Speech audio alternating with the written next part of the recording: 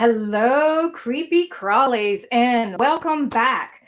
We are so incredibly excited about our show this evening. So, we're going to be wrapping up another evening of talking about goth music icons, and then the impact it's had on our community. But let's go ahead and bring in my fabulous co hosts. I Hello, was hello. hello. Hi. I wasn't ready that fast. I was like, oh, I'll just sit here and sip my drink. Nope, we're going. Okay. It's go time.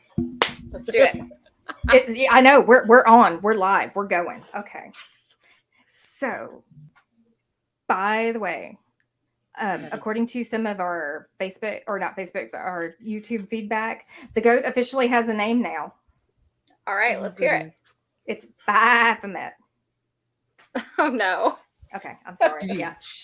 Yeah. Oh gosh.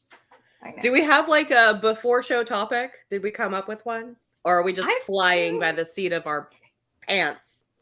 As usual. It looks like you're about to say brassiere. Flying by the front As usual, of our brassiere. We are totally flying by the seat of our pants because nobody is prepared. I don't know. Magda! All right. Yay. We are all here. It's beginning to wonder. I saw you jump in and then you jumped back out and I was like, oh, it's going to be one of those shows. All right. Apparently. It is going to be that show, but I'm trying to think, is there anything that we need to really talk about? There's been a lot of like new movie trailers drop. I don't know if you have seen the official Interview with the Vampire trailer that dropped. I think it was at... Yeah, not yet. I saw it, but I have yet to watch it. I was like, oh, I should share that on the page, and then I didn't watch it. I have a stowaway that just came in the room. Sorry. It's okay. Say hi. Hi. Hi. What? All right, y'all keep talking. I'm gonna go back, take him back to some entertainment. I'll be right back. Okay. Okay. No, actually, I really hate to say this, as much as I have been apprehensive about Interview with a Vampire, because I think that we kind of talked about the fact that it does not emulate the storyline in the original image that Anne Rice created. It looks good. Oh my God. It does? It looks a lot better than I was anticipating. Oh, that's good. Yes. Even Claudia is, I mean, I know she's a little aged up, but even Claudia is looking pretty interesting. So I'm like, I'm gonna have to get see. Yeah, I want to see where the sun takes it. I'm wondering if maybe these are changes that like Christopher had already talked about with Anne before she passed, and they had it pre-planned. So I'm excited. I'm excited to see where he is going to go with it. I am too. And you have to be a little excited with the fact that it is her son that is overseeing the creation of this. Okay, Magda keeps going, No. You've heard me say what I thought about. I'm always worried when something that I absolutely love is going to be recreated on screen.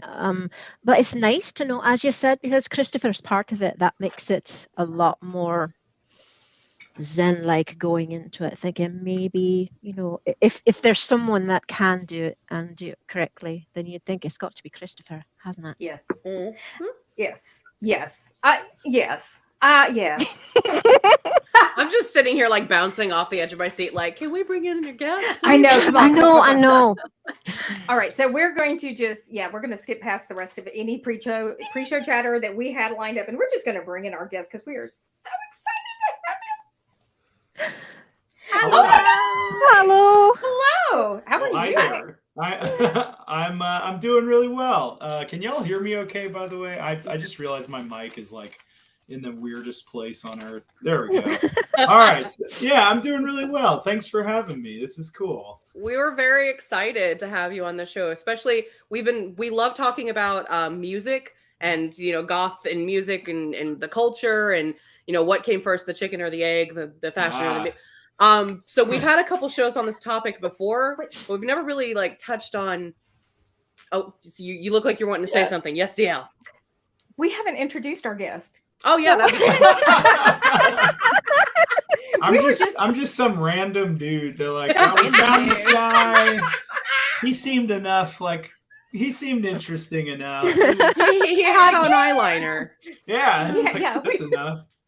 He kind of fit the Okay, so this is Dusty, also known as Goth Dad, and part of Vision Video. And oh my gosh, tell us about yourself, please. Yeah, sure. So my name's Dusty. I play in a band called Vision Video from here in Athens, Georgia. You're in my spooky studio room. This is the most ridiculous thing I own. It's a throne upon which sits the character of Goth Dad, which is something that I stumbled into creation of last year, and never in a million years would have thought that that was a thing that would resonate with people, but it did, and I'm grateful for it, and it's a really cool thing to do. We're most of my passion in life is in music, and a lot of my antics are online are kind of a periphery to that world. But I've spent the past 15 years of my life as a infantry officer. I was enlisted infantry officer, and then I got out and then became a firefighter for the past 5 years, firefighter and paramedic. And basically all of our music is about trauma, mental health, processing. I've been through a lot because of those experiences. And it's brought me to this like really bizarre place where I get to be Goth Dad and like go on tour and play music now. That's now actually my full-time job. I left the fire department a month ago.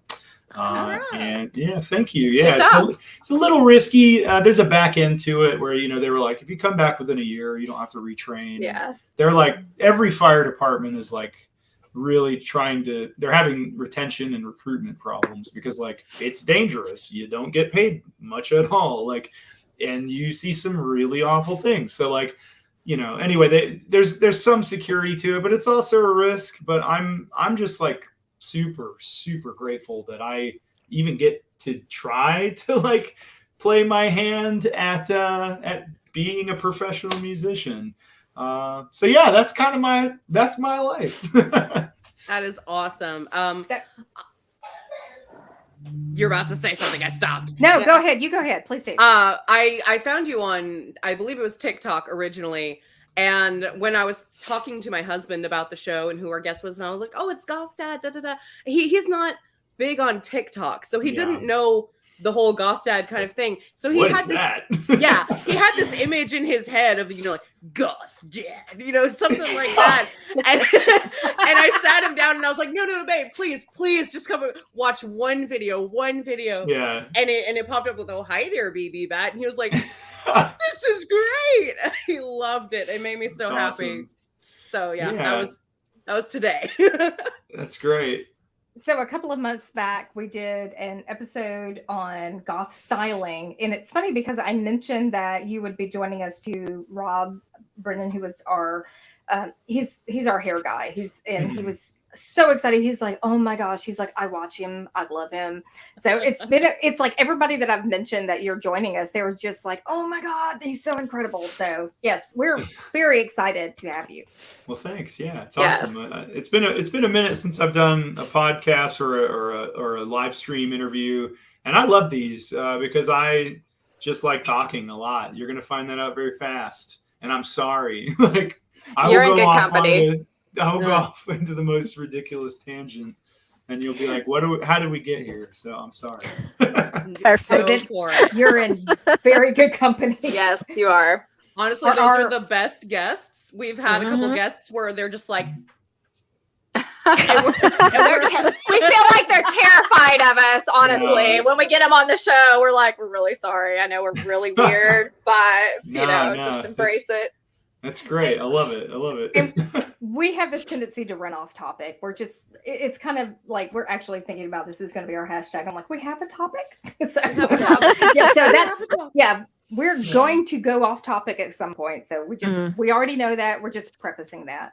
Thanks for So being off topic. with that said, we do have a topic, and we are talking about goth music icons. And with that said, we have an audience participation question, which, Lauren, this was your question. Let's pop that bad boy up. I wanted to, all right, who are the top 3 goth musicians who shaped your style or personality? And I chose 3. I didn't want to be like, who's your top influence? I was like, there's like always like a trio at least who kind of formed you in your younger years as to where you went. So who wants to go first? I'm saying we throw it to Dusty. Dusty goes Okay. first. Yeah, sure.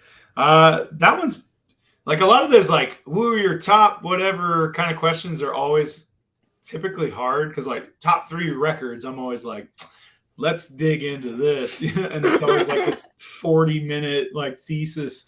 But I think it's probably pretty easy. Number 1, and this is maybe a little bit of a deeper cut for some people, but if you don't know who this is, I highly recommend you look into them, is Ollie Wisdom from Specimen. So Ollie Wisdom was, one of the first like actual goth people that I ever saw from sort of the 80s heyday. I was sort of getting into goth, and I spent a lot of time watching VH1 Classic when I was a teenager, and they would show all the stuff from like all the early videos from the 70s and 80s, and maybe a little bit into the 90s, but it was mostly 70s and 80s.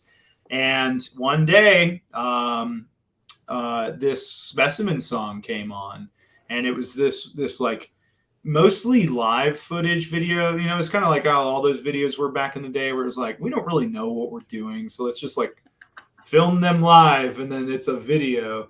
But it was them in the Batcave Club in Soho in London in like 1981 or something. And Ollie Wisdom looked kind of like Frankenfurter. He had like, there he is. He does look like Frankenfurter. Such a wonderful, like, but he was super intense and just had that mystique, but he was like climbing up this like lattice thing on a wall and like dancing from this wall, and like jumped down on the stage, and they had the fog machines going, and I think his name is John Klein, the guitarist, was just he just got this like really bizarre like kind of blazer on and like all this makeup, and they were singing Returning from a Journey, which is like this cool song about vampires, and it's just like really neat. And I was just enthralled.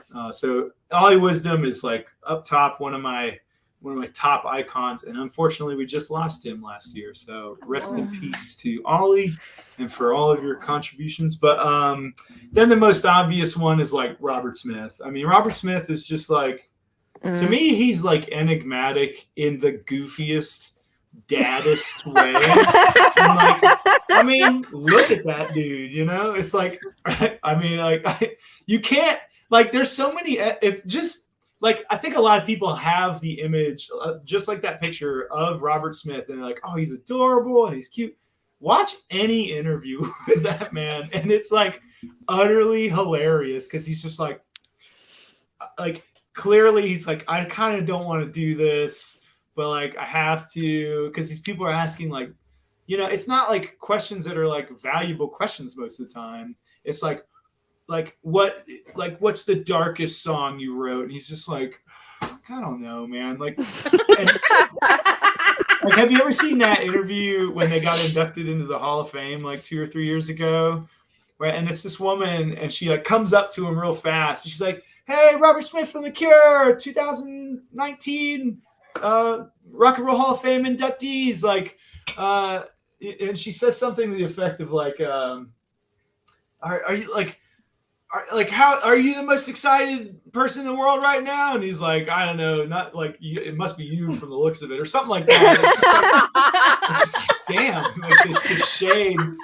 But he's like enigmatic. I mean, he's super bizarre, and he's like kind of awkward, but in a very endearing way. And I think like most importantly, though, with Robert Smith, I mean, that's like kind of the funny part aside, but to me, he's always been just like a chameleon of art. Like his art form, his lyrics, his guitar writing, he always maintains this like really cool sense of self and presence and identity. But that band evolved so heavily throughout the ages. And I like, that is one of my biggest points of respect for a musician, is like somebody that can really push the envelope and force themselves to do like different and like really uncomfortable things that it's like, oh, let's try this.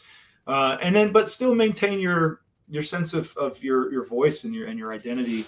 But then lastly, Lux Interior from the Cramps. Everything I do on stage, I stole from Lux Interior. I mean, you know, what's that saying? Imitation is the highest form of flattery. Boom, you got it. My brain is Swiss cheese. I can't remember anything. That's okay. Exactly also right. Psychic. There you go. That's the phrase. I mean, and it's true. Like, we're all just taking a little bit from icons that we learned from and making it a little bit different, a little bit new. You know, the Cramps said, "Stay sick," and I say, "Stay strange." It's not like novel. I'm not doing anything amazing with that. But like, when you watch his interaction with the crowd, it's magic. I mean, like, there's this really, really cool video, and it's on YouTube. And so the Cramps, I think it was like late 70s, early 80s, their booking agent got them a show at a mental institution. And the guy who ran that mental institution clearly had no idea like what they were. So they come out there and start playing this like gothy, you know, psychobilly, rockabilly stuff.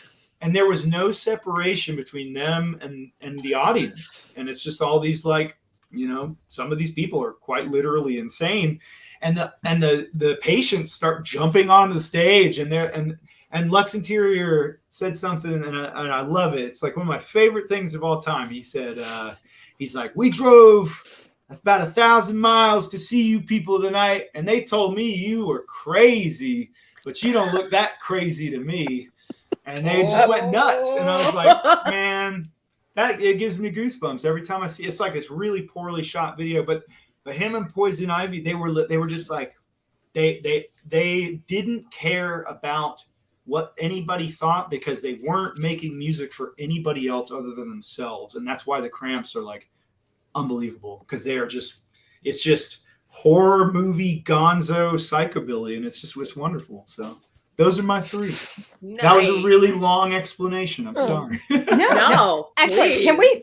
can we jump off of that? Because quite honestly, I mean, you're talking about him in the institution, and that really rings very similar to Johnny Cash. We're in the South, and you know, Johnny Cash, Folsom Prison, did the same thing. I mean, but many, many years ago. But you know, hey, I mean, and I would love to do something like that one day, where it's like, you know, like we had this thing. This may not be the exact correct like correlation, but like we were playing in Laredo, which is like a border town, on our second to last tour, and this like really drunk like Mexican guy who came across the border to see us. He was awesome. He was super gregarious, but he was hammered. He came up to us at the end of the show, and he's like, "You guys are great. I can't wait to see you again." He's like, "You gotta come play Mexico." And I was like, "Well, we want to, like, we really do." Yeah. And he's like, "Check it out.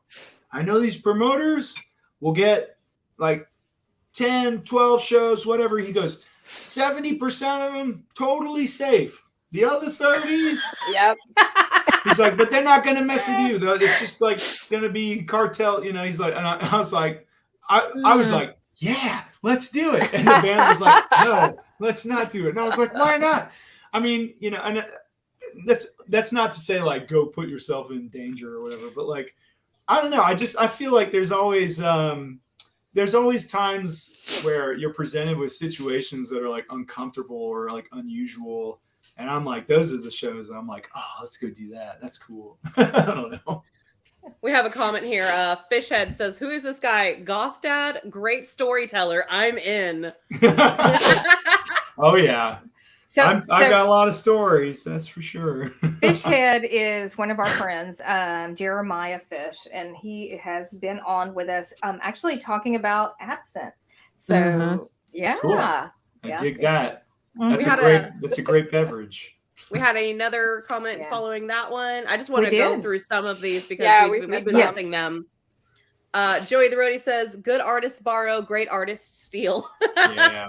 Yes. We have I was just gonna say that's like a marginal fine line. Like, when do you consider it like thievery versus just like sort of paying homage? I mean, a lot of people, when we first put out our first couple singles, they were like, "This is like the fake Cure," and I was like, not really, but they're definitely. I think the issue is when you really just straight up go, "I'm stealing that line."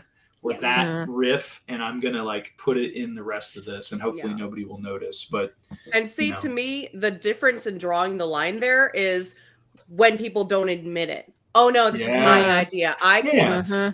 When people come on and they're straight up like, "Oh no, I was inspired by this person and this person," then you perfectly cool. You're giving reference to the people who are your inspiration. Yeah, you're giving them the credit for doing the work, and then you're proceeding off of it to have other people be inspired by you.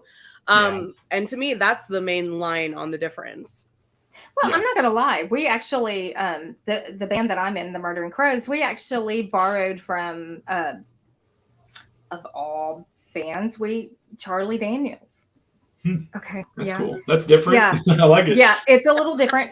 There's something about the really dark horror storytelling in our song "Country." If you listen to it, is straight out of Charlie Daniels. Nice. Did anyone else want to answer the top 3 inspiration? Yes, question? I will. How about you? What is yours? No, what is yours? What is yours? Me? Okay, so I think I'm probably the youngest out of this group, so bear with me here. The only video I saw on MTV when it was still videos was Bring Me to Life, Evanescence. I love Amy Lee. And see, before that, I'd only heard her singing, and I was in love with the sound of her voice and the way that it was almost orchestral with it, mixed with the rock and her mix between the rock singing and almost operatic. I loved it because I'm the musical girl. I'm on stage, jazz hands. And so I fell in love with the sound of her voice. And then when I saw that video, and it was the first time I saw her, because we didn't have a computer or the internet or any of that stuff for me to be like, who is this person? That was the first time I was just like, oh my, I want to be her. I want to date her. I ended up with posters all over the wall. I think I sent one in for us to load up one of the actual posters that I had. I found someone else had posted it online and sent it to them to show, but I had posters of her everywhere. They may not be paying attention. It's fine. Along with that, I'm going to have to go. I would say Korn, but instead of Korn, I'm going to have to specifically go with Jonathan Davis because he did the soundtrack to the movie, that the visuals and everything, and everyone hates this movie. I get a lot of crap for liking this movie, and it's honestly just because of the soundtrack, Queen of the Damned. The soundtrack it's amazing. And the album that they came out with where everyone else did the covers, there was Disturbed and Wayne Static X and everyone. Bennington. Yes, yeah, that was wonderful as well, but specifically the movie soundtrack, which was different because it was actually Jonathan Davis doing all of the singing and stuff through it. So it was different versions of the songs. That really caught my attention. I went to go see that in the theater by myself. I don't know how many times because no one would go with me, just so I could listen to the music. When did that come out? When did that come out? I can't even recall when that was. Oh, you don't have to Google. Because for some reason, was that the movie with Aaliyah in it? If I'm thinking of the same one. Yes. Okay, I got you. That's the one with Aaliyah in it, and then she unfortunately passed partway through making the movie. I think they got her brother or her twin or her brother to come in and dress in the costume because they were so similar I didn't know body that. build wise. I didn't know that. Mhm. I didn't know Um, that. He came in and he did a bunch of like double scenes to try and put the movie together, which is a lot of the reason the movie kind of fell apart. It didn't really follow the storyline of the book. You know, Magnus and Morius, they combined together. It's a whole thing. Yeah. But still, the music to this day, and I cannot for the life of me find the movie music on an album anywhere. It is just the one that they released. Can't find the one Jonathan Davis did. So if anyone can find that, please send it to me. Yeah, a good place to look for that is Mondo Records. So Mondo is a screen print company that does like posters, but they also press a lot of soundtracks on vinyl. So they might have done that, and if they did, it's like a limited release thing. But that's worth looking into. They have like crazy, awesome limited release soundtrack stuff. So nice. That's what I would look Mondo. at. I just saved that in my Google to research send that to me later. Yeah. They're cool. I will. They're a really interesting company. They started out at the Alamo Draft House in Austin, and they just started making posters for the movies. Like they had artists come in and make posters, and then they got so big that they were able to do these like really limited release like soundtrack stuff. Like they've done like Aliens and like, you know, I mean like tons of movies. It's really cool. That is super cool. Kat, to answer your question, 2001. So okay. I was thinking it was quite old now. Yeah. So I was 13. Yeah, I think I was 14 or 15. Holy crap. Yikes. Yeah. My third the years keep turning, and y'all need to stop. I'm sorry too. I'm the ancient one, so I was about to say to correct myself. It looks like me and Dusty are the younger ones of this group. My third answer would be System of a Down. I was just obsessed. Yeah. I loved their messages behind the songs specifically. It wasn't just the sound of the songs because they were out there. It was like, and it was like, whoa, and it shocked me, and I was like, I love it. I love the shock. But when you listen to what they were trying to say in with the random pandemonium of stuff, I fell head over heels. So those would be my top 3, and I'm done talking now. Solid. All right. I like it. Yeah. So, okay, I'm going to start by saying my original goth girl would have to be Susie Sue. I mean, Susie and the Banshees. Yeah. So, yes. Oh, and yeah. The queen. Yes, the queen. You're Saint absolutely Susie. correct. Yes. You know, I remember hearing Susie and the Banshees for the first time. Actually, I remember being in college, and Art Frederick, who has been with us in the past, who was a DJ, actually gave me one of their albums. And I was like, oh my God, this is incredible. And it's like somebody who actually appeals to my dark yet angry personality. I think, okay, so I'm going to kind of span a little bit of time, and I'm just going to say Voltaire. Voltaire has to be my next. Well, and I think there's my buddy. Yeah, I know. And honestly, he is so decadent. He is what I envisioned goth to truly be. And honestly, I want him to come decorate my house. I watch his. Oh my God, or just go shopping with him at least. Have you ever met him in person by chance? I have not, and he seems absolutely wonderful. He's exactly what you think he's gonna be like. Oh, that's like, cool. I mean, he's a sweetheart, but he's also kind of a bastard, but in like a very endearing way. Like I mean that like he's a very lovely bastard. He's like a drunk goth lovable pirate. Like he's awesome, and I hope he's watching this or at least sees this because I love you. You're amazing. But he really is. He lives like it's him. Every bit of it. You know, it's obviously a magnification, but it's It's very him. I mean, I spent a week with him up in New York a couple, weeks back, and I mean, it was fun, and he's just such a forthright, real person, and he's awesome. So it excites me to hear that. That's awesome. Yay! I do believe he has been through Memphis, and he actually did the con circuit in Memphis. He was booked to play one of the cons here in Memphis, which is really kind of strange because it does not seem like it would be the right fit.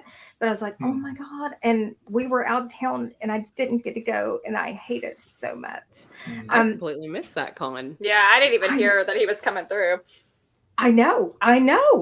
Okay, and my third, and this is not really your traditional, but Danny Elfman.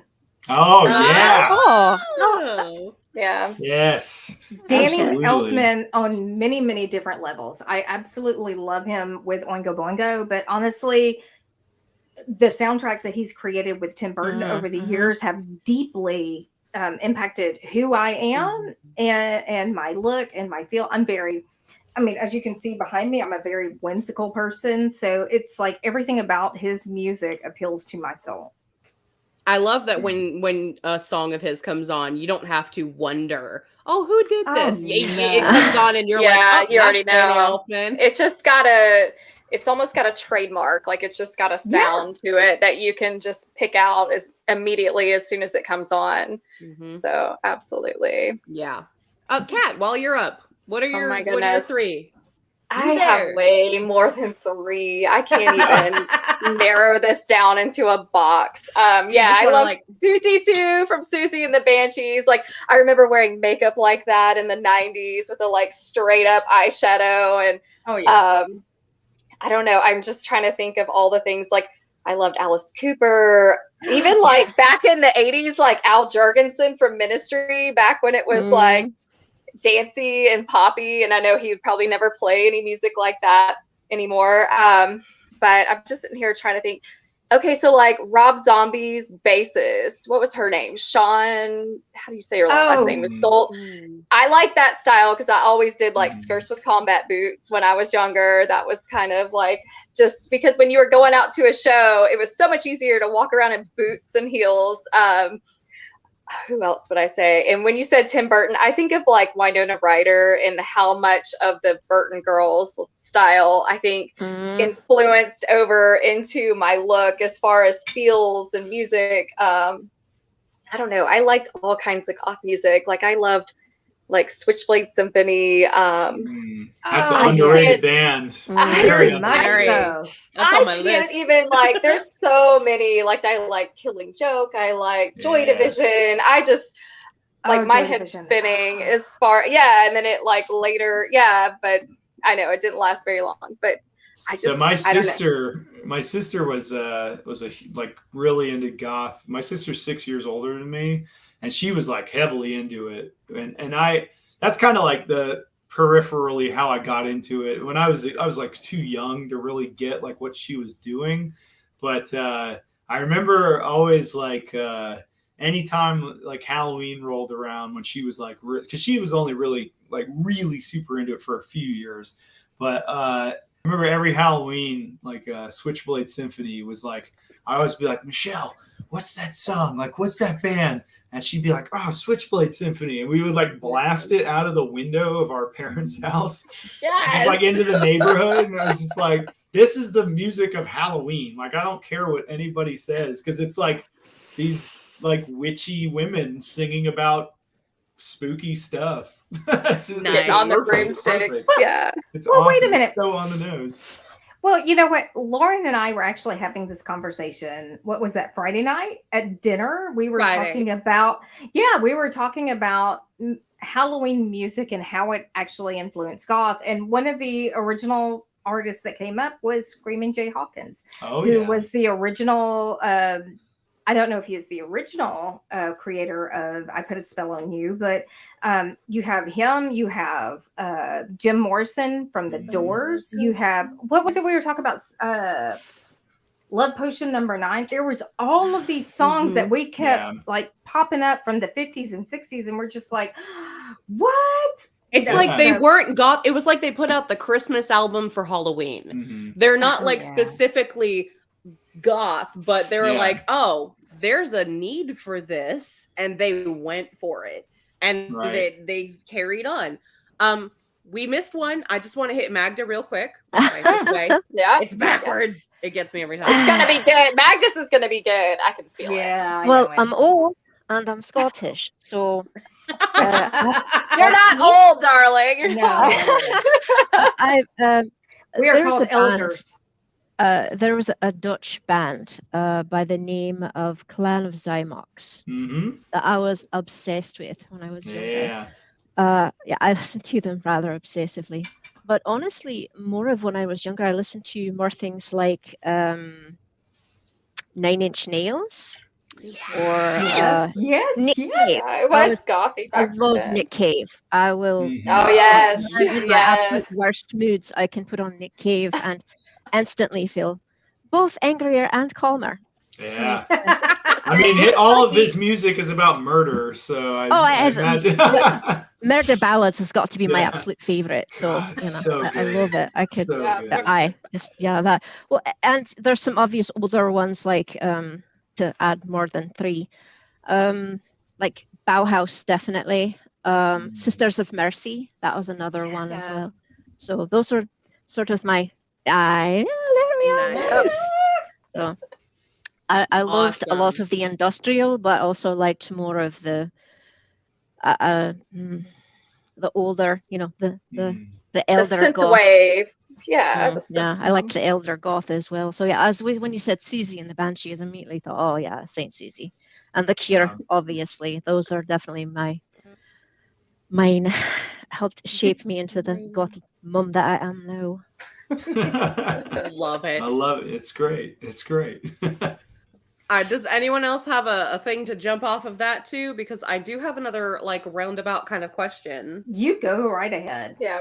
When you were young, and I'm talking like you had your own bedroom or you shared with a sibling and you had posters on your wall, whether goth or not, what were some of the first band posters you had on the wall? Because I love you. Half of my room was like Spice Girls, and the other half was Evanescence. Oh wow! And so I just want to know that is like the poster I had of her in my room that I sat there and drooled over. All right, let's go straight to Dusty. What were the posters on your wall? Yeah, I mean, when I really got into music heavily and properly, like, I mean, my first kind of iteration of exposure to music, and my enjoyment of it as a like thinking, analytical, critically thinking human being, was like probably through my parents, and so I grew up with like a lot of new wave stuff, like B-52s, Peter Gabriel, stuff like that. Just like sort of very alternative, weird, but still mainstream 80s music. So, I mean, it was like kind of no wonder that I ended up into the sort of goth milieu. But by the time that I really found music as like, oh, this is important and this is meaningful for me, was sort of when I did find like proper sort of old school classic post-punk and goth bands. So, I had the stereotypical Robert Smith silhouette, like where it's his back. And I mean, everybody's got that shirt. It's just like The Cure, and it's him, with a guitar strung, and it's just like from his back. I had that poster. I had the Bela Lugosi's Dead Bauhaus poster. Yes. And I had one other one. I can't remember what it was off the top of my head, but I mean, it was all pretty like standard fare for that genre of music, because that was when it really was when I started to kind of go, oh, this is, like one of the things I talked about at our shows a lot on this last tour, and just in kind of mid song banter or between songs, was like, goth music and post-punk music It's just one of those things when you're of a right age, and then for the rest of your life, it's like it hits something that explains the way that I felt about everything in life, period. And it's like you can't put your finger on exactly what it is, but it was like as soon as I found that was it. Like I knew that was for me because it sang that weird internal malaise that I had with like everything. So yeah, I mean, it was I hate to say it, but I was a total stereotypical like trad goth 80s obsessed kid, you know? Yeah. And now here I am. I'm 35 and I've got a black studio room and a throne and a bunch of, Nice. you know, my friend Matthew Lynham does these wonderful posters. You can't really see because of the glare, but that's Robert Smith, Ian Curtis, and Peter Murphy. And, you know, I'm still putting these people on my walls. Yes. That's wonderful. Does anyone else want to share their bedroom Magda? posters? Oh, wow. I want to know what was on Magda's walls. Is it just me? I had a life-size poster of Mikhail Baryshnikov on my wall. I love it. I love Ballet. it. I like, yeah. That's That was it. fantastic. No, Yeah. that's it. I didn't have That's any it? mostly posters on my walls. I had that actually right above my bed. Nice. That's Kat, fantastic. how about you? Well, I go back and I think posters. Wow, I had a lot of metal. Like I liked all genres. Like I like rock, I like industrial, I like metal. I think I had a lot of like Megadeth, and I'm trying to think of all the bands I've had on my walls. I had tons and tons. And then going to Magda, it's like, yeah, and then I danced ballet and I'd have like my pair of like pink point shoes like hanging up right next to my metal, band fair everywhere. So yeah, it's just I have all kinds of mixed stuff as you can see on the walls even still. It's not, That is absolutely wonderful, because I've noticed people who are really into this style of music often have like some sort of polar opposite, that they're like, I'm over here like screaming along, headbanging to Rammstein, and then I'm over here singing the musicals. And I've noticed a lot of goths are like that. They'll have like diehard this, but also this here too, and that just makes me happy. I've got the best one, and I'm totally unabashed about this because, and like every time I say this, like in a very public sense, like people, like I'm always expecting there's just be like pitchforks and torches outside of my window at any minute. But Taylor Swift is the jam. I love Taylor Swift. Taylor Swift is a classically trained musician. She's a multi-instrumentalist. She writes almost all of her own songs. Mm-hmm.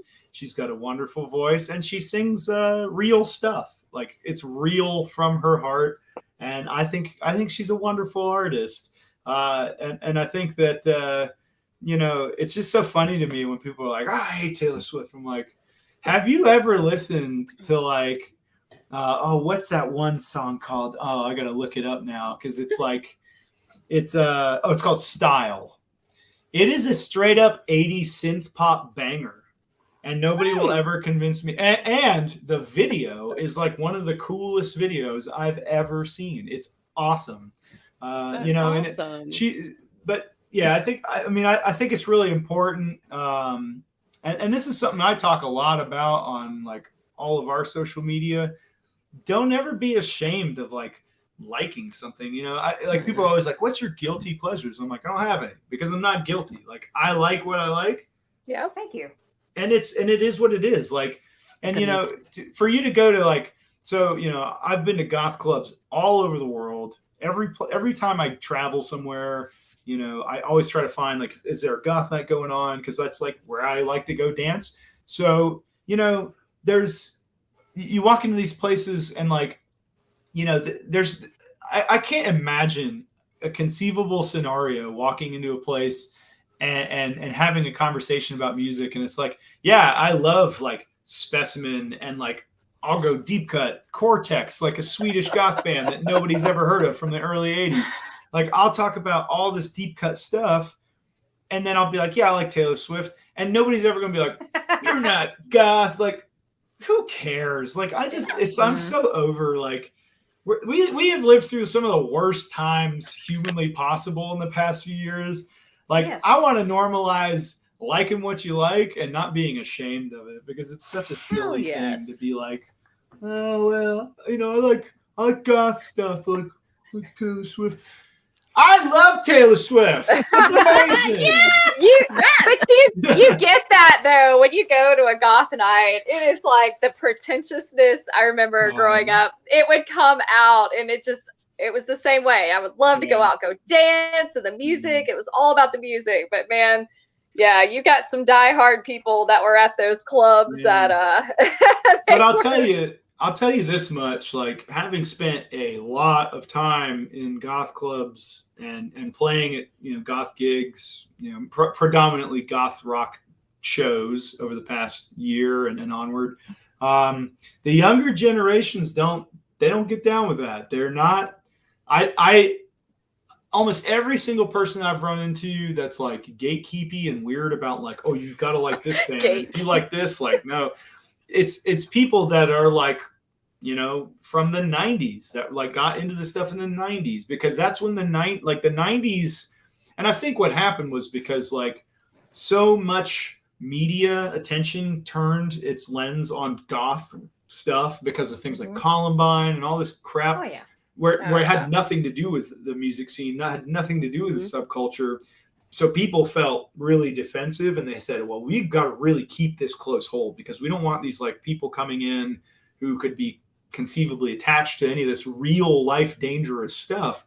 But the problem is that like it also kind of ruined it, because like, you know, and this is what I always tell people, what is goth? Like, what is it?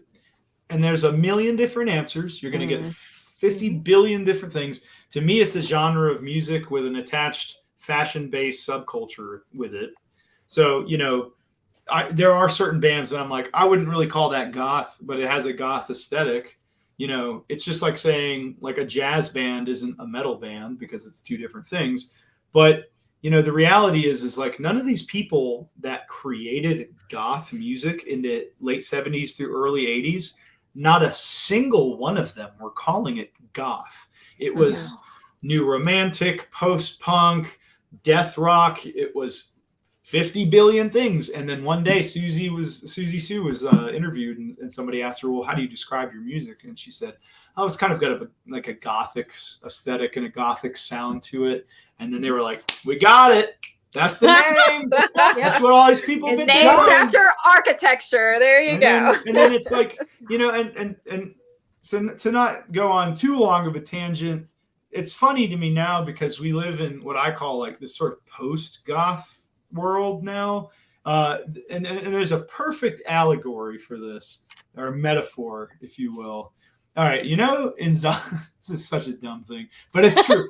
You know, in zombie movies, where everybody's like, what are they? What is that?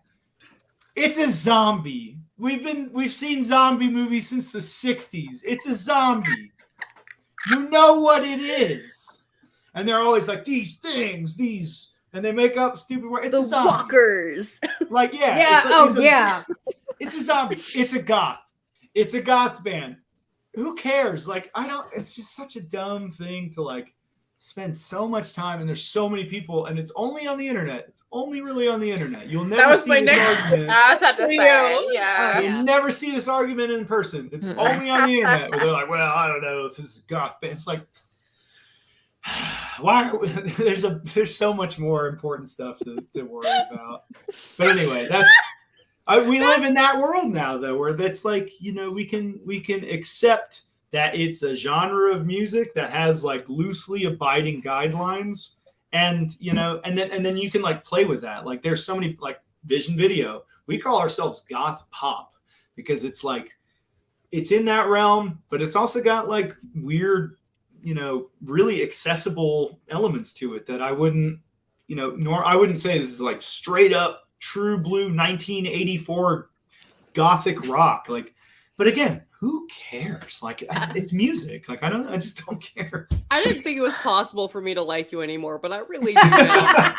After your tangent, I'm sitting here like, I now have Dream Warriors from Nightmare on Elm Street. Dream Warriors. But instead it's love like that song. It's all gothy now, and it's like Keyboard Warriors. Yeah. I love that song, by the way. That's an underrated song. People all love that song. People hate Dawkins, and I don't know why. No, Dawkins great. George Lynch was an incredible guitarist. Can we just comment on that? Oh, yes. Absolutely. Agreed. That's one thing we can all agree on. Yeah. I think we missed a couple comments here. Here's one let's from go back and hit some of these comments because they are great. Mia, it's not about the label, it's how it feeds your soul. I go from rocking to Depeche Mode to singing my heart out to the soundtrack to Mamma Mia, all in the same day. My new friend says, Lauren, I met you at Mid-South Con. It's Hayden Clay Bin 1. I would have to see a picture of you. I'm sorry. I'm terrible with names. Is it Hayden, Clay, or Ben? That's right. Or all three. But I'm glad we met at Mid-South Con, though. Hello. I was recognized, y'all. All right. I had so many more questions, and now my mind is blanking. Someone take it. I guess like one last thing I'll say about that whole tangent was like, because all this stuff, right? Like, to me, goth is a music-based subculture. It comes from music. It comes from bands that are in that umbrella. And there's so many things. Like, I think industrial music fits under there. Rockabilly fits under there. Psychobilly, there's synth pop. There's so many bands that fit under that umbrella. But because there was no like abiding sense of like, kind of more like how punk was like, this is punk. Like we're like kind of a more directed movement. And it was a very obvious thing because there's no rules. Like what I always tell people, and I mean, like without a doubt, the most asked thing that I get whenever I do like a live on TikTok or Instagram or whatever is like, I like this and I do this. Am I goth? And my answer is really simple. Do you feel like you are? Then yeah, you are. Like it doesn't, and it shouldn't be your major concern anyway. Of like, oh, I need to be in this cohort and I need to be accepted. The only thing you need to do if you want to participate in the subculture is go to gigs. Most importantly, support bands that are under that umbrella, and then go to the dance parties. That's it. Like, there's nothing more to it than that. So, like, and it's usually from kids, like teenagers and young adults that are like, oh, I don't know, I don't feel comfortable. I'm like, don't worry. Like, don't ever suffer anybody's nonsense of them being like, oh, you're just a poser. Like, screw that. Like, that's dumb. The whole thing is silly. It's just silly. I mean, I'm a 35-year-old man in makeup in a black room. That's right. Can't be more comfortable in your skin than that. You can't take it serious like that seriously. You could take the art seriously. You could take the music seriously and your enjoyment of it seriously, but everything else it's just ridiculous. So anyway, that's all. I love it. I love it. I did remember one question I had for everyone. But hang on real quick. DL, you didn't tell us your posters. You were very quiet. Really? Okay.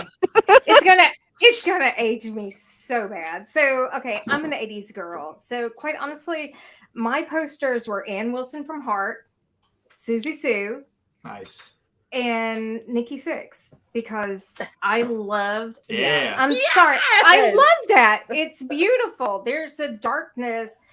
I'm sorry. Yeah, I know that crew gets a lot of like feedback now because it's awful. Still. I'm not good. Yeah, we're just gonna go there. But honestly, 6 a.m. was a lot of fun. I enjoyed that. I am the goth girl that spans ages. It's Magda. Aye. You and I Yeah. are closer to the same age bracket. We So, are. you know, we've seen everything from, and for someone like me, goth is not necessarily just music. It is everything from what we read, literature. It is what we, you know, it's the art that we enjoy. It is, I mean, it's so many things that encompass the title of goth. You know, I love goth music, but I love a lot of other things. You know, I'm a musical girl. I grew up listening to things like Phantom of the Opera and Cats, and Jekyll and Hyde is one of my favorites. So, you know, anything that's dark, that, you know, anything that's dark and just brooding kind of appeals to my soul. And more recently, you know, I'm sorry, I love My Chemical Romance. I absolutely love them. They're a lot of fun. Yeah. Thank you. I mean, you know, I know they're emo. You just gotta love what you love unabashedly, you know. Everybody likes to put labels on bands too. I love it's emo. No, that's metal. Like that's Norwegian black metal. Like it's funny how the genres like crack me up. It's like, yeah, you can like metal and goth and you know all that. It all trying to put labels on bands like that is like trying to hashtag a band online, and you're just sitting there like goth, emo, heavy metal, pop, country. Like, somebody will correct you too online. That's the thing about it. You start hashtagging, somebody's gonna be like, "That's not that genre. That's this genre." You know what? Quite honestly, I can sit there and listen to My Chemical Romance, Susie Sue, and then it's going to flip over, and I'm going to be listening to Johnny Cash. So I mean, that's the nature of who I am. It's the things that appeal to me that are dark that make up my character, not necessarily one element. Yeah. And it's better to just be well-rounded. Like, I wouldn't want to be a person that's like, you know, you run into those people, it's like, what kind of music do you listen to? They're like, metal. Everything. I'm like, that's, you know, but but there are people that are just like, that's it. I don't listen to anything else. That's like, true. why? Like, there's so much cool stuff out there that's just totally different. And I mean, I just hold on, we got a good one with the comments down here are just rolling. Like one was Glenn Danzig, one was something about talk shows. And... Thank you, Darling Dame. Can we go back to that one? All roads lead to God. Thank you very much. Yes, thank you. They do. Yeah, I mean, you wouldn't have grunge, you wouldn't have emo, you wouldn't have all this other stuff. Like even like hyper pop now. Like none of this stuff would have come without these sort of progenitors of this alternative music. Because if you like, I'm a huge music history nerd, and I read a lot of books. Like I've been reading this one about how East Berlin German kids called "Burning Down the House." East Berlin punk rockers in the 80s helped bring down the wall.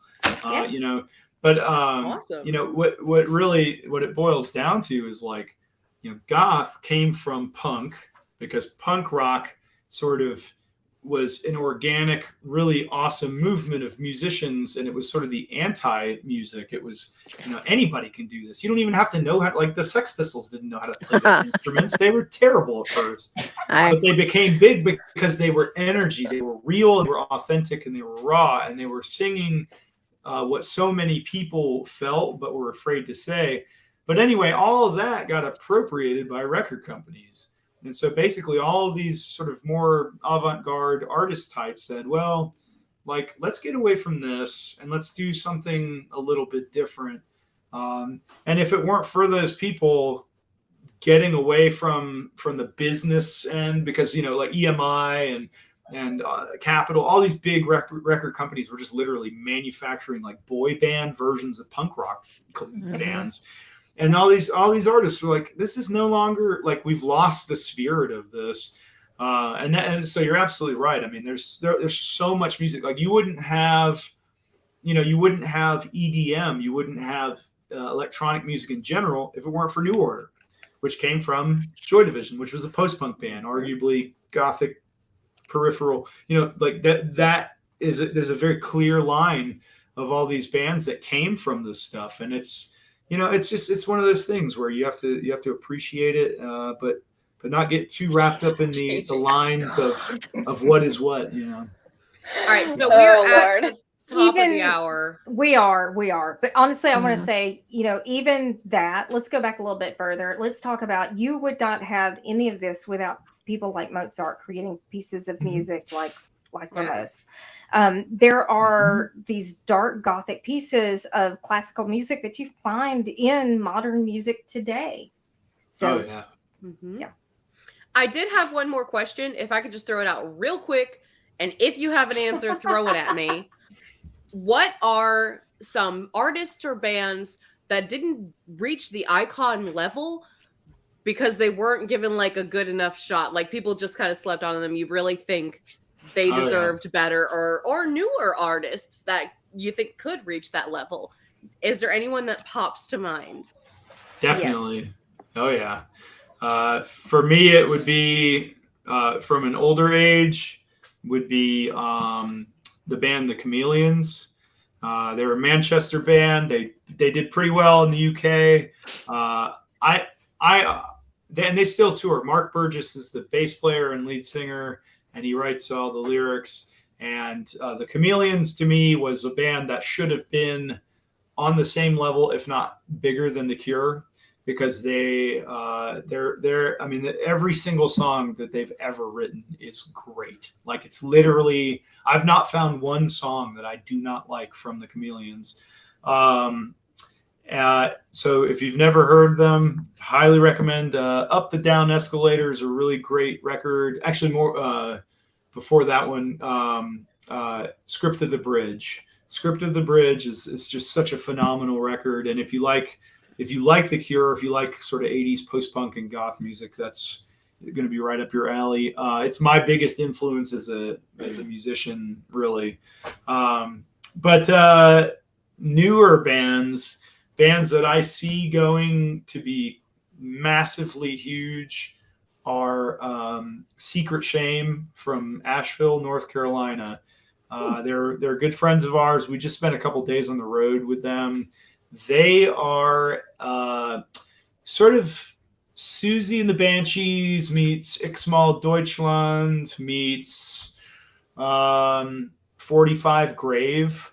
It's really intense, very, very deeply upsetting but meaningful lyrics. Lena is the lead, and she has one of the most impressive voices I've ever heard of any band live ever. And they are somebody to watch. I mean, they're just gonna skyrocket. They're gonna be amazing. Nice. So, those are my two. I'll have to check that out. I've recently found someone on TikTok. Their name is Pierce, but the E is with a 3.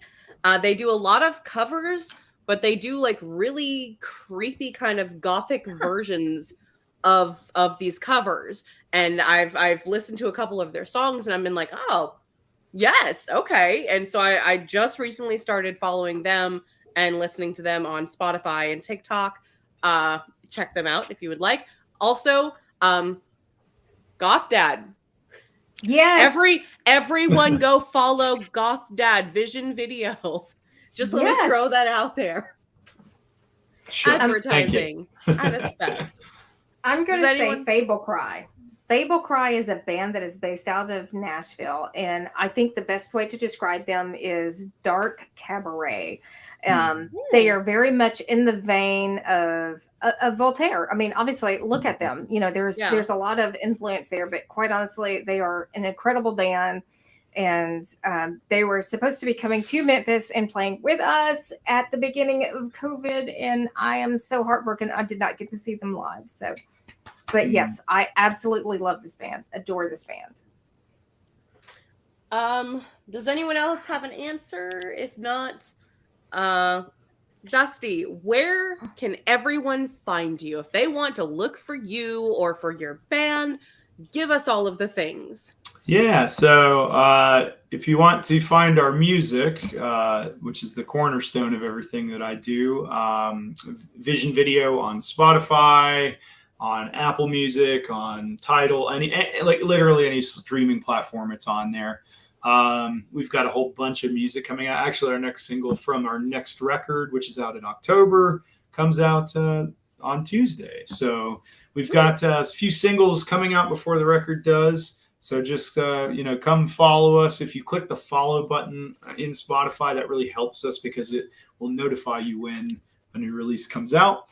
But otherwise, if you want to see a grown man embarrass himself publicly on the internet on a regular basis, TikTok is a wild experience full of ups and downs. There's a lot of stuff that I've posted on there that's like, wow, you're going to put this out? All right, well, here we go. So TikTok and Instagram, it's just Vision Video Band. Instagram is more music centric for us and more like makeup. I do most of my makeup stuff on Instagram. So basically Vision Video Band. Put it into Google, you'll find us. And actually, last thing, the website. We are a fully independent band. We own and operate and do everything without a label, without any support. So our website, visionvideoband.com, you can find tickets for upcoming shows. You can buy merch. We do that merch. We send it out directly. Everything comes through us. And there's links to all of our social media. So really, visionvideoband.com. Super easy. That is Wonderful. awesome. Yay. Thanks. Well, I do believe that we are officially over our hour. I'm getting messages, I don't even but care. I know I don't even care either. So it's been so much fun. So you can find us here at YouTube or Facebook, however you found us. And we recommend that you just kind of jump in and follow us. And if you know of anybody that you think that we should be talking to in the near future, please let us know, because this is how we find our wonderful guests. And with that said, pleasant screams.